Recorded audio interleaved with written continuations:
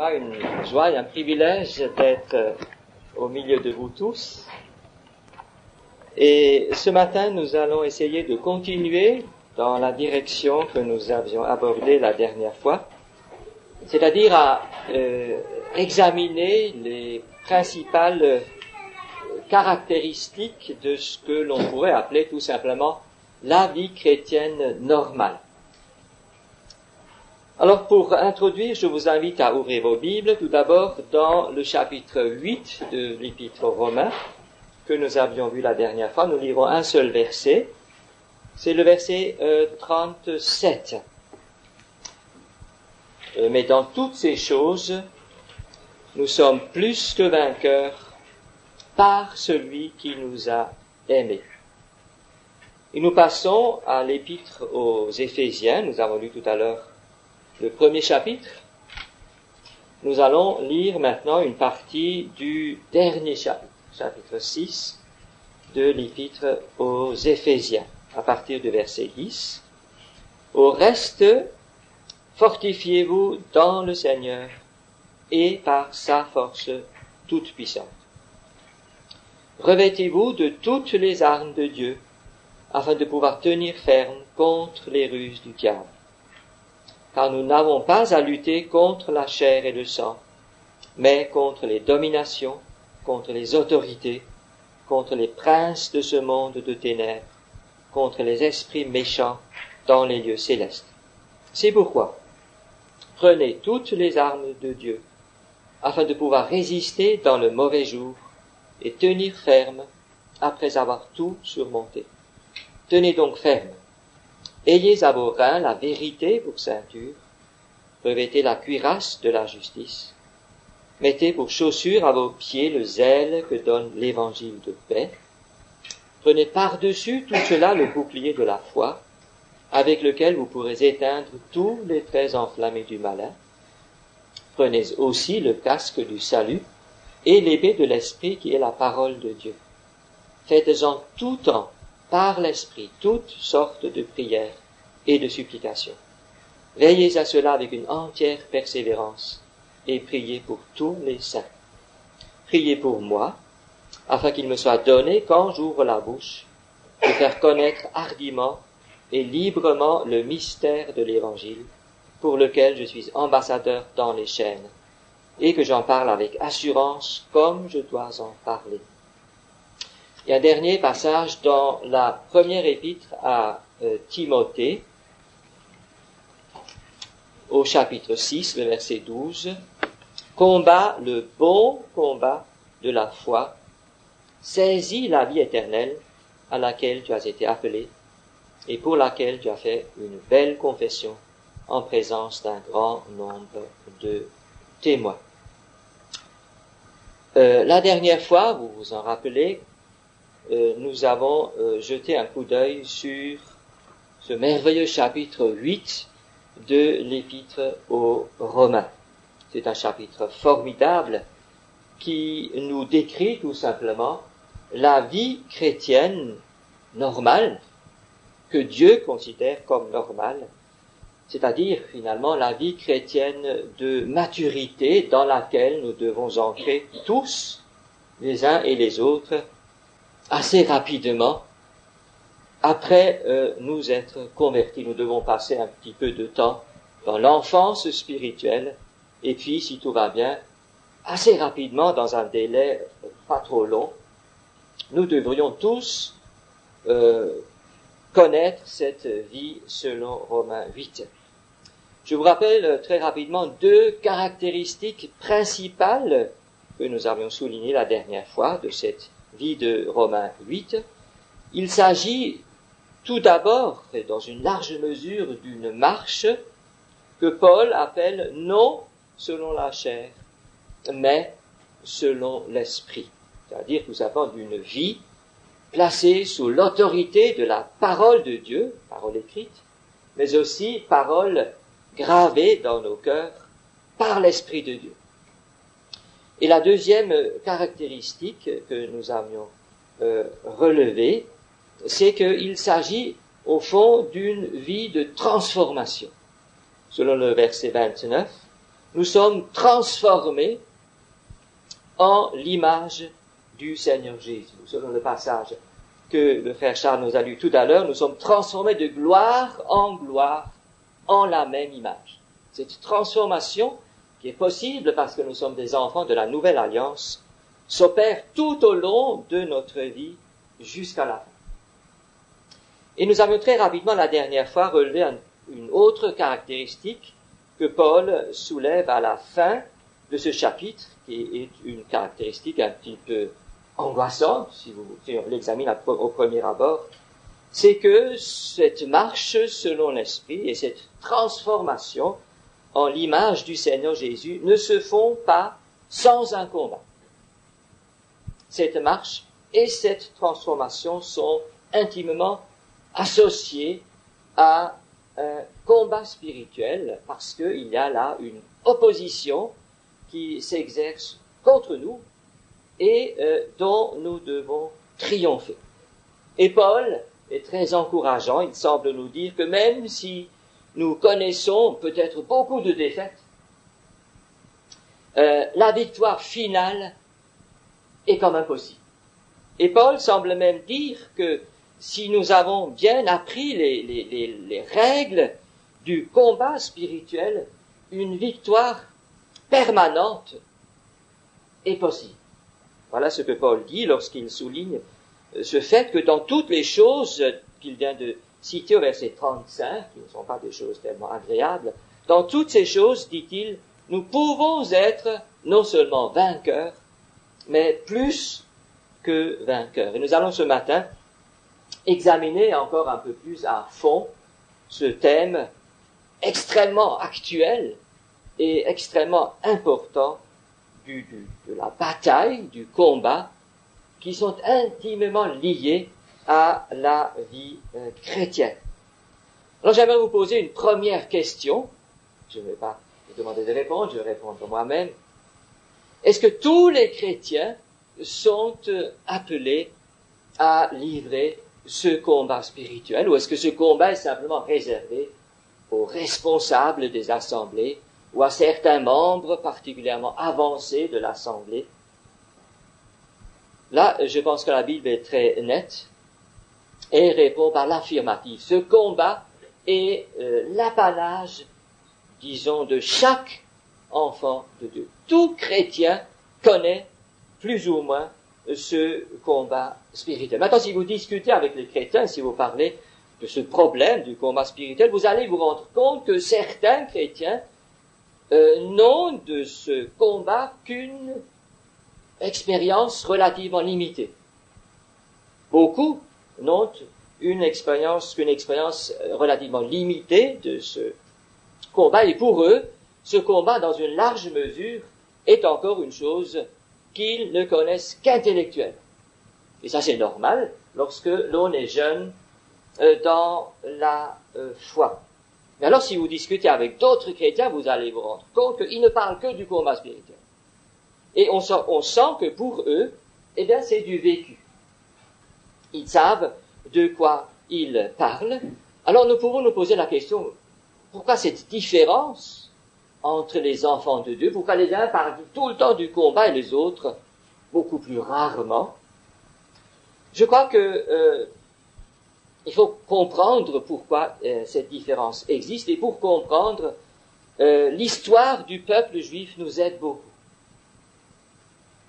Vous savez que le peuple juif a passé par deux grandes étapes après la sortie d'Égypte. Il y avait tout d'abord la vie de ce peuple pendant un certain nombre d'années dans le désert, c'est-à-dire dans de vastes solitudes pratiquement désertes. Et là, ils n'avaient pas beaucoup de combats à livrer. Ils ont quand même dû livrer un certain nombre de combats, mais pas beaucoup.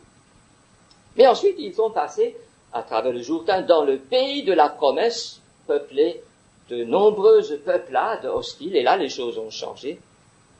Là, c'était vraiment le combat incessant contre ces peuplades qui refusaient évidemment d'évacuer les lieux, et le peuple juif a dû gagner le pays à la pointe de l'épée.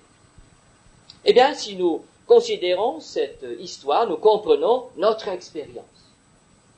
Et tant que notre expérience spirituelle correspond à la vie d'Israël dans le désert, nous n'avons du combat qu'une expérience relativement limitée. Nous ne connaissons, pas dire que nous ne connaissons pas du tout, nous le connaissons, mais nous ne connaissons que d'une façon un petit peu lointaine et pas tellement permanente.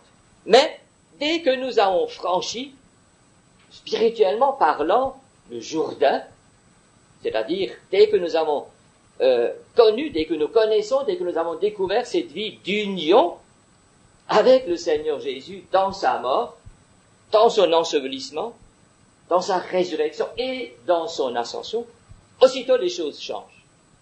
Aussitôt nous entrons, comme pour ainsi dire, dans une autre sphère et nous sommes immédiatement, sérieusement attaqués et nous prenons conscience, assez rapidement, de toute une stratégie qui est dirigée contre nous. Une stratégie très savante, très intelligente et très rusée. Et nous sommes ainsi, que nous en ayons envie ou pas, nous sommes obligés de nous défendre, parce qu'on nous attaque. Nous sommes provoqués et nous sommes obligés de combattre si nous voulons demeurer dans le pays et ne pas en être expulsés, et surtout si nous voulons avancer dans la connaissance du Seigneur Jésus, c'est-à-dire dans la conquête du pays. Donc vous voyez que le combat devient l'expérience de chaque enfant de Dieu, et ce combat, doucement, s'intensifie au fur et à mesure que nous avançons avec le Seigneur Jésus. Ceci ne devra surtout pas nous décourager d'avancer, au contraire, ça doit nous stimuler, parce que nous le verrons, le résultat de la bataille est positif et la victoire nous est acquise. Voyons maintenant un deuxième point, posons-nous une deuxième question. Pourquoi, et si on va encore plus à fond, pourquoi faut-il ce combat? Eh bien, l'épître aux Éphésiens a beaucoup de choses à nous apprendre, beaucoup de précisions à nous donner quant à la cause de ce combat qui est imposé au peuple de Dieu. Pourquoi nous faut-il combattre? Eh bien, dans le premier chapitre de cet épître que Jean-Claude nous a lu, nous avons là le dessein éternel de Dieu. Ce dessein qui est résumé au verset 10 du chapitre 1er, où Dieu dit, où Paul dit que lorsque les temps seront accomplis, alors le Seigneur, le Père, va réunir, littéralement récapituler toutes choses en Christ, celles qui sont dans les cieux et celles qui sont sur la terre. Là, vous avez en deux mots le dessein éternel de Dieu.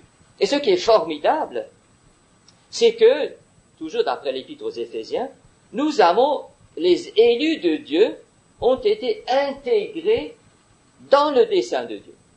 Au verset 5, nous avons lu tout à l'heure que Dieu nous a, en Jésus-Christ, prédestinés dans son amour à être ses enfants d'adoption, littéralement, être ses enfants établis comme fils de Dieu, par Jésus. Là, vous avez l'introduction de l'homme dans le dessein de Dieu. C'est une chose dont la gloire et la splendeur nous dépassent en ce moment, dépassent notre entendement. En tout cas, l'homme est prédestiné à quelque chose de formidable. Seulement, il se trouve qu'il y a un autre qui voudrait aussi recevoir ce à quoi l'homme est prédestiné. Il y a quelqu'un qui jalouse Christ et l'Église. Et celui-là, nous le connaissons, c'est le diable. C'est lui qui voudrait recevoir tout ce que Christ a reçu, tout ce que l'Église recevra. C'est lui qui voudrait partager la gloire, et c'est pourquoi, rempli de jalousie, il essaie d'éliminer son rival qui est l'Église du Seigneur Jésus et le Seigneur lui-même. Et Paul appelle cet ennemi de nos âmes le prince, au chapitre 2, au verset 2, le prince de la puissance de l'air. Quelle drôle d'expression, le prince de la puissance de l'air. Ça veut dire que le quartier général de cette hiérarchie, parce qu'il s'agit de toute une hiérarchie, c'est, si vous voulez, c'est l'atmosphère autour, c'est la Terre, et c'est cette atmosphère qui enveloppe notre planète. C'est là la zone d'action de ces dominations et de cette autorité. Et c'est justement en plein milieu de ce quartier général de l'ennemi que se meut l'Église du Dieu vivant. Alors vous vous rendez compte que le choc, évidemment, est inévitable. Maintenant, le livre de l'Apocalypse nous donne encore une idée plus claire de ce combat spirituel concernant la fin. Tout à fait la fin de notre dispensation, de notre époque. Au chapitre 12, là, nous voyons ce qui se passera tout à fait à la fin, peu de temps avant l'enlèvement de l'Église, avant le retour du Seigneur Jésus. Et là, nous voyons, d'après ce chapitre 12, la femme qui est tout à fait face au dragon. C'est donc là un face-à-face absolument solennel entre l'Église et le dragon. Les deux se sont bataillés depuis des siècles, et déjà dans l'Ancien Testament, le peuple de Dieu avait affaire à l'ennemi. Mais maintenant, tout à fait à la fin de cette dispensation, nous voyons que la bataille séculaire, si vous voulez, redouble d'intensité et aboutit finalement à un affrontement ultime qui nous est décrit au verset 4 au verset 5 de ce chapitre 12 du livre de l'Apocalypse. Et ce qui est formidable, c'est que nous voyons, aussitôt après cet affrontement, nous voyons au verset 5 le Fils qui est enlevé, le Fils mâle, d'après le langage imagé de l'Apocalypse. Il ne s'agit pas d'une personne, mais d'une multitude de chrétiens qui sont là enlevés, c'est l'enlèvement de l'Église. Et aussitôt après, dès que cet enfant, ce Fils mâle est arrivé vers le ciel, l'ennemi est jeté sur la terre, et nous avons au verset 11 cette joie qui éclate dans le ciel à cause de la victoire du peuple de Dieu. Ils l'ont vaincu à cause du sang de l'agneau et à cause de la parole de leur témoignage. Et il nous est dit, concernant ce Fils mâle, c'est-à-dire le peuple des vainqueurs, si vous voulez, au verset 5, il nous est dit que ce peuple doit paître toutes les nations avec une verge de fer. Et que cet enfant, ce Fils mâle, est enlevé vers Dieu et vers son trône.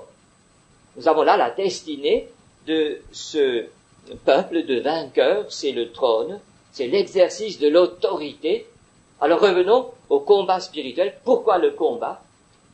Mais il semble que le combat spirituel est tout simplement une préparation pour pouvoir exercer plus tard, dans la gloire, l'autorité en union avec le Seigneur Jésus sur son trône. Nous apprenons ici-bas déjà à exercer l'autorité pour pouvoir l'exercer plus pleinement plus tard dans le ciel. Ici-bas, nous apprenons, et là-haut, nous exerçons cette autorité pleinement si nous sommes fidèles au Seigneur Jésus jusqu'à la fin. Si bien que nous pouvons dire que le combat spirituel, c'est quelque chose de précieux. On pourrait même dire quelque chose d'extrêmement précieux. C'est un exercice physique, un exercice, des travaux pratiques d'une extrême importance pour vous et pour moi. Essayons d'aller plus loin et de voir encore qui est l'ennemi que nous devons combattre. Vous savez tous, bien sûr, de qui il s'agit. Dans le chapitre 6, au verset 12, nous avons la présentation de notre ennemi. Et nous apprenons là qu'il s'agit de toute une hiérarchie qui est bien organisée, bien structurée, qui n'est pas du tout divisée. Il y a beaucoup de divisions dans le corps de Christ, mais là, dans cette hiérarchie, je crois qu'il n'y a pas beaucoup de divisions, gare à celui qui se permettrait de la moindre révolte contre le maître de cette hiérarchie. Cette hiérarchie est puissante, parce que Paul emploie des termes assez forts. il parle de domination, il parle d'autorité, des gens, donc des esprits qui ont de l'autorité, il parle de princes, il s'agit bien sûr de démons, mais qui sont revêtus d'autorité, donc qui sont forts et efficaces pour agir contre l'Église, c'est-à-dire contre vous et contre moi. Et Paul les appelle des esprits méchants, ça veut dire qu'ils sont d'une méchanceté perfide, c'est pas la peine de discuter avec eux, ils sont sans pitié. Et la Bible et notre expérience nous apprennent que l'ennemi agit contre toutes les parties de notre personne. L'ennemi agit contre, avant tout, l'esprit du chrétien. Mais il agit aussi contre l'âme et même contre le corps. Je pense que vous voyez la différence entre âme et esprit. Chaque être humain est un être tripartite et il est important que nous sachions la différence entre l'esprit et l'âme. Eh bien, la cible préférentielle de notre ennemi, c'est notre esprit. Notre esprit, qui est la partie la plus intime de notre personne, celle dans laquelle habite l'Esprit de Dieu, celle qui est appelée à collaborer directement avec l'Esprit de Dieu, avec le Seigneur Jésus, par le Saint-Esprit. Eh bien, c'est cette partie que l'ennemi vise essentiellement, qu'il veut déprimer, enfoncer et abattre. Et beaucoup de nos découragements trouvent leur origine dans le fait que notre esprit a été, c'est quand même de l'expression, dégonflé, n'a plus aucun tonus, et ceci grâce à l'activité de l'ennemi. Ce dernier s'attaque aussi à notre âme, à nos sentiments, à nos pensées, à notre imagination, n'est-ce pas? Et il peut très bien nous donner des idées étranges, il peut hypertrophier dans notre imagination par des facteurs qui sont, somme toute, peu importants. Il peut faire de facteurs peu importants une chose immense. Et alors, sur la base de cela, il peut nous exciter, il peut nous remplir de colère. Et c'est ce qui se passe d'une façon très, très fréquente lorsque l'ennemi agit sur les pensées de l'homme. Et même sur les pensées des enfants de Dieu. C'est ce qui est peut-être à l'origine de beaucoup de disputes et de divisions. Et enfin, l'ennemi agit sur le corps, et il y a des maladies qui sont directement provoquées par l'ennemi, et que, évidemment, nous devons refuser. Je pense que tout cela, vous le savez. Et maintenant, Paul, qui savait très bien ce qu'il disait, qui était inspiré par l'Esprit de Dieu, souligne une chose intéressante, c'est que ce combat n'est pas contre la chair et le sang. On peut dire, Paul, pourquoi nous rappelles-tu? Nous savons tous que nous devons combattre le diable et par les hommes, la chair et le sang, ce sont les hommes, évidemment. Eh bien, cette petite remarque de Paul, nous l'oublions, vous et moi, très facilement. Avec beaucoup de rapidité, nous oublions que nous n'avons pas à lutter contre la chair et le sang, et nous nous mettons tout à coup à lutter contre la chair et le sang. Et Paul, dans le 8e chapitre de l'Épître aux Romains, parle d'un certain nombre de choses dans lesquelles nous sommes appelés à être vainqueurs. Il parle là, au verset 35, c'est pas la peine de l'ouvrir, c'est de tribulation, il parle d'angoisse, il parle de persécution, de faim, de nudité, de péril et d'épée. Et il dit que dans ces choses, nous devons être plus que vainqueurs. Ces choses, ce sont évidemment des expériences par lesquelles nous pouvons passer comme enfants de Dieu, mais ces expériences sont dues à l'attitude des hommes à notre égard. Ce sont des hommes qui nous persécutent, ce sont des hommes qui parlent mal de nous, des hommes. Et alors le danger, c'est que nous nous irritions contre les hommes. Et Paul nous invite à discerner l'activité de l'ennemi derrière les attitudes de certaines personnes, derrière les événements. Et j'ai remarqué que l'ennemi est extrêmement habile pour se camoufler. Il se camoufle derrière les attitudes humaines, derrière les événements. Alors nous ne voyons plus que les hommes et nous oublions l'arrière-plan spirituel. Et nous avons besoin absolument de discernement pour discerner la réalité spirituelle qui se cache derrière les apparences derrière certains événements. Et je crois que si l'ennemi est découvert, si dans une attitude de quelqu'un nous voyons l'ennemi, la victoire est déjà à moitié gagnée. Et maintenant, voyons, pour terminer, encore une autre chose avant de décrire rapidement le combat spirituel. Je voudrais souligner encore une chose, c'est que ce combat est essentiellement l'affaire non pas des chrétiens, mais du corps de Christ. Pourquoi? Entre autres parce que c'est surtout l'épître aux Éphésiens qui nous donne la description la plus précise de la technique du combat, de l'armure du combattant. Or, je pense que vous savez tous que l'épître aux Éphésiens, c'est l'épître de l'Église. L'épître de l'Église. Et le thème de cette épître, c'est l'Église qui est son corps. Ceci veut nous dire que si nous voulons combattre de la bonne manière, nous devons être solidement soudés les uns aux autres et combattre ensemble. Et nous devons nous retrouver ensemble pour nous accorder à 2 ou à 3 pour livrer ce combat spirituel. Et maintenant, voyons pour terminer comment nous devons combattre pour triompher. Quelle est la méthode à employer pour remporter la victoire? Il est possible qu'au début, nous soyons souvent vaincus, mais je crois que si nous employons la bonne méthode, nous apprenons à combattre et finalement nous sommes vainqueurs. Paul relève ici 2 choses principales qui sont importantes. La première, elle se trouve au verset 10 et la deuxième à partir du verset 11.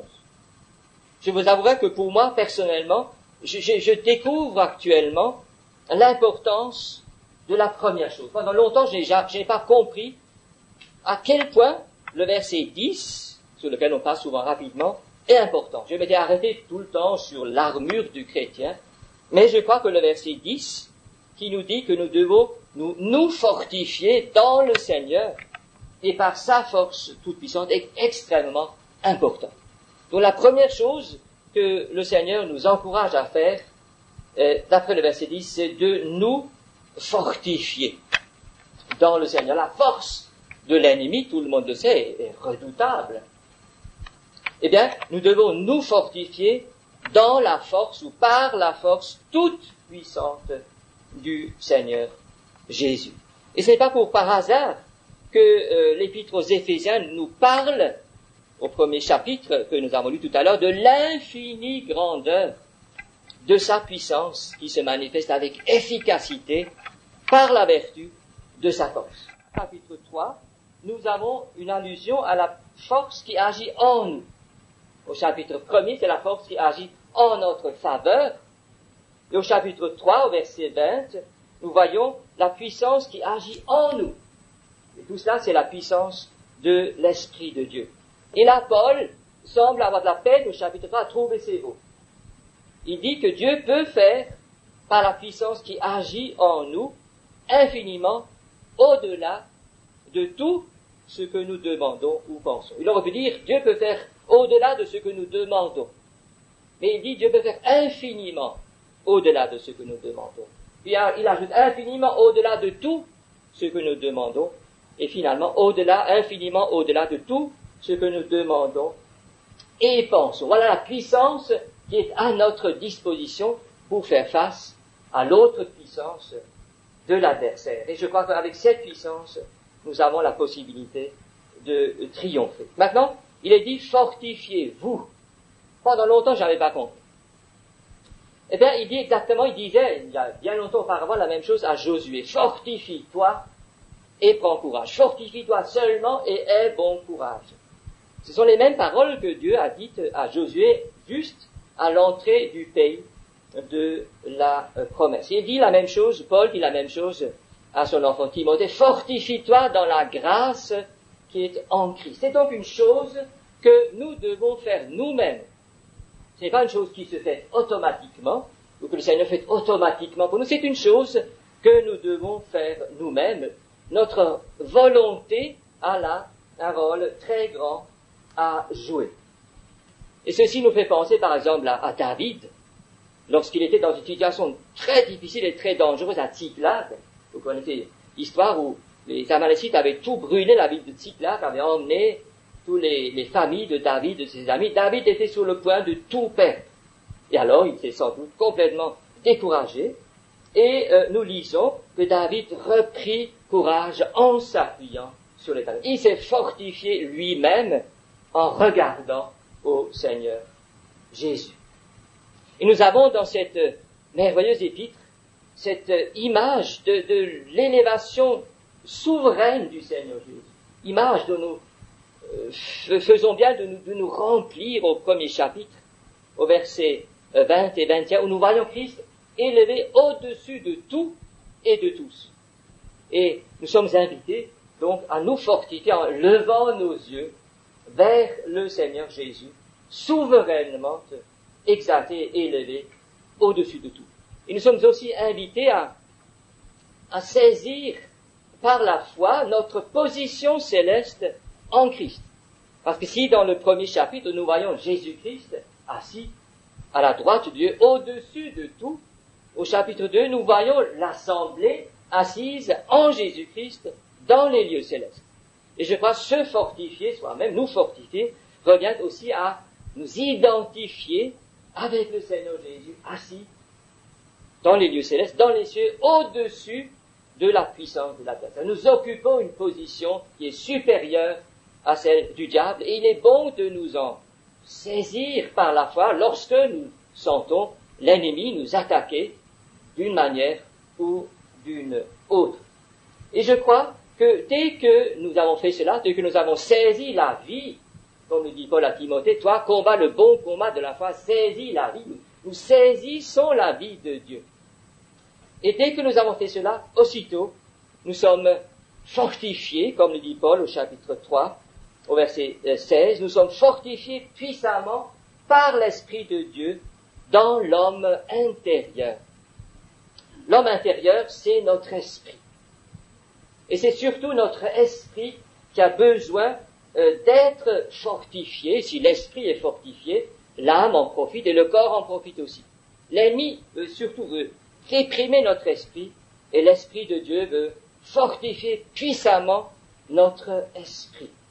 Et ainsi, notre esprit fortifié, revêtu de Christ, si vous voulez, est apte à faire face à l'ennemi. Il s'agit donc d'une lutte d'esprit, essentiellement contre esprit, de notre esprit contre des esprits. C'est une lutte spirituelle. Et nous devons donc apprendre à nous fortifier. Et ensuite, Paul continue, toujours au chapitre 6, et nous dit la deuxième chose que nous devons faire, après nous être fortifiés. Il dit, verset 11, revêtez-vous de toutes les armes de Dieu. Encore une fois, revêtez-vous de. Il n'est pas dit que Dieu nous revêt, mais il nous est dit que nous devons nous revêtir nous-mêmes. Et tout au long de ce chapitre, la même idée est soulignée, saisissez toutes les armes de Dieu. Verset 15, mettez, pour chaussures, etc. Verset 16, prenez. Verset 17, prenez. Nous devons faire la chose en quelque sorte nous-mêmes. Donc la volonté de l'homme joue un rôle excessivement important dans le combat spirituel. Nous devons nous revêtir de toutes les armes de Dieu afin de pouvoir tenir ferme. Et j'ai été frappé par le fait que Paul répète la chose plusieurs fois. Il insiste sur le fait que nous devons tenir ferme ou résister. Au verset 13, il répète la chose et tenir ferme. Au verset 14, tenez donc ferme. C'est comme s'il avait des appréhensions, des inquiétudes que nous ne tenions pas ferme. Donc il n'est pas évident qu'un chrétien tienne ferme jusqu'à la fin. Et que veut dire au fond résister? Résister veut dire littéralement nous tenir debout en esprit dans une attitude d'autorité spirituelle face à cet ennemi spirituel méchant qui veut nous abattre. Il s'agit donc là d'une ferme résolution de nous devons faire preuve. Et je crois que les vainqueurs dont parle la Bible tout à fait à la fin, dans le livre de l'Apocalypse, ce sont ceux qui auront tenu ferme jusqu'à la fin. Alors voyons, pour terminer rapidement, les 7 armes de Dieu que nous devons saisir. Paul souligne le fait que nous devons les saisir toutes, chacune. Elles sont au nombre de 7, je les cite très rapidement. Il y a tout d'abord, au verset 14, la ceinture de la vérité. Le chrétien doit se ceindre dans le combat spirituel de vérité. La ceinture, c'est serrer la robe à ces gens de l'époque, il y avait là portaient des robes très amples, pour leur permettre de se déplacer aisément. Et la ceinture de la vérité, c'est tout simplement, je pense, une attitude de droiture, de parfaite franchise vis-à-vis de Dieu, et bien sûr aussi vis-à-vis du frère et de la sœur. Si nous avons fait une gaffe, une faute, si nous avons mal agi, pourquoi ne pas compléter la faute au Seigneur, mais aussi à l'autre. Il s'agit d'être très très prudent et vigilant, parce qu'il y a de petites choses dont nous pouvons penser qu'elles ne sont pas si importantes. C'est pas la peine de demander pardon pour cette petit détail. Dieu ne regarde pas ces détails. Eh bien, je crois que le Seigneur regarde, et le diable aussi, à tous les tout petits écarts de notre comportement. Il faut que notre marche, jusque dans tous les détails, soit une marche dans la lumière. La deuxième arme, toujours au verset 14, c'est la cuirasse qui recouvre tout le corps, la cuirasse de la justice. Paul aime beaucoup le mot justice, la justice de Dieu. La justice semble être tout ce que Dieu approuve. Nous devons être revêtus de justice, ça veut dire notre comportement doit pouvoir être à tous égards approuvé par le Seigneur.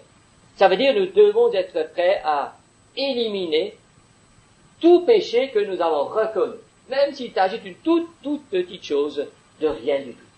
Le moindre détail dont nous avons compris qu'il déplaît au Seigneur, nous devons l'éliminer définitivement, faute de quoi il y aura là une lacune devant notre poitrine et l'ennemi risquera de nous faire beaucoup de mal. Et puis au chapitre 15, nous avons les chaussures du zèle. Je passe très vite, ça veut dire notre zèle pour le Seigneur ne doit pas diminuer. Et il risque de diminuer parce que si nous avons des difficultés, nous sommes en train de dire à quoi bon? À quoi bon je me fatigue à servir le Seigneur et je n'ai que des pépins, je n'ai que des ennuis. À quoi bon? Et le zèle pour Dieu risque de chuter et nous arrêtons notre course, nous ralentissons.